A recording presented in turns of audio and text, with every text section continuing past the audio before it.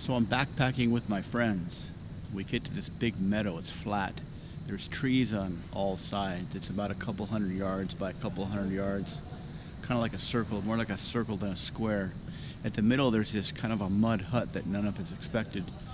So we put our packs, took them off, laid them next to the trees, walked up to this mud hut, and there was smoke coming out of it. As we got closer, we noticed this small billow of smoke kind of seeping out through the sides.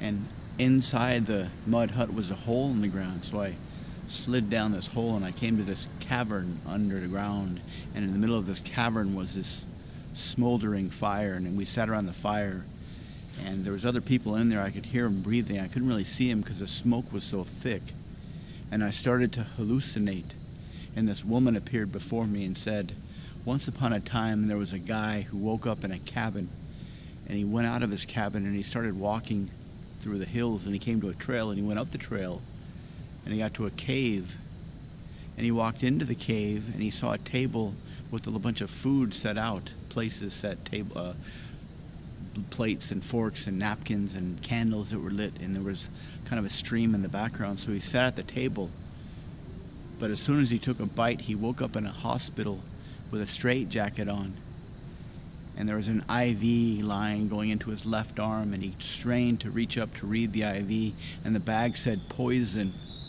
And these three nurses came in, and they had bodies like humans, but their faces were horrific. He could barely look at them before he started to scream.